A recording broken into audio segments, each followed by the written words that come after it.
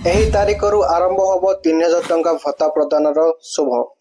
बहुत शीघ्र राज्य सरकार आपको देवे खुशी खबर जहाँकि लेटेस्ट अपडेट रही राज्य सरकार द्वारा खूब शीघ्र भत्ता मिलने जाऊँगी यही व्यक्ति मानक 3000 टଙ୍କା संपूर्ण भाव में देखो शेष जाए देखिए डिटेल्स इनफॉरमेशन पाइपर जो फर्स्ट टाइम विजिट करते प्लीज लाइक शेयर सब्सक्राइब करदे डेफिनेटली तो 3000 टଙ୍କା भत्ता यदि पाइप चाहते सर्वप्रथम चैनल को सब्सक्राइब रखिए सब भत्ता रिलेटेड जी भी अपडेट मो चैनल माध्यम देखा पाइपर चलते बिना डेरी कर भिडियो डिस्कस करवा आज लेटेस्ट अपडेट 3000 भत्ता आसीगला बहुत गुरुत्वपूर्ण अपडेट आपण निहाती जाना आवश्यकता रही जानते दीर्घ दिन अपेक्षा पर जहाँकि भत्ता वृद्धि हमार सूचना आसी सरकार तरफ एसएसपीडी डिपार्टमेंट तरफ भी गाइडलाइन आसी मुझे संपूर्ण भाव में देखा दूसरी आप टोटाली ऑलरेडी हवा दरकार नहीं शेष जाए देखो डिटेल्स इनफॉरमेशन पाइपर जो फर्स्ट टाइम विजिट करते प्लीज लाइक शेयर सब्सक्राइब करदे डेफिनेटली बेल आइकन को ऑन करदे जहाँफल कि एमती लेटेस्ट अपडेट गुड़िक सर्वप्रथम मो चैनल माध्यम देखा पाइपर चलते बिना डेरी भिडियो को स्टार्ट करवा कौन रही संपूर्ण अपडेट आपको जन दूसरी देखो बर्तमान समय जहाँ की लेटेस्ट अपडेट रही मधुआ पेनसन को लेकिन पेनसन आपन को 3000 टଙ୍କା मिलने जाऊँगी खूब शीघ्र जहाँकि आज होगला जानते आप जून मास हो सारी जून मास रे आपन को शुभ खबर टी एवं शुभ अपडेट टी मिलने जाऊँगी कारण राज्य सरकार सबु क्षेत्र में बर्तमान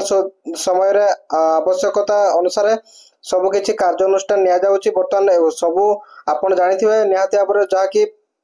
किछि गोइंदा सूत्र मिली जहाँकि आपन को खूब शीघ्र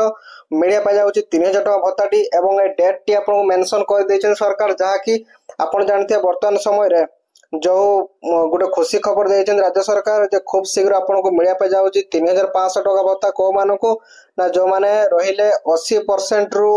अधिका डिजेबिलिटी जमीती कि 80 रु 99 भितर किंबा 80 वर्ष रु ऊर्ध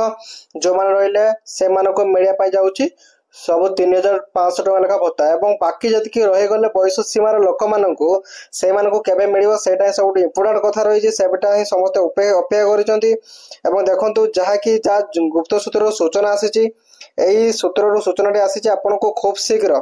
राज्य सरकार दवाई चाहते बहुत बड़ खुशी खबर यही खुशी खबर टी आपको मुझे जनईदेवा चाहूँगी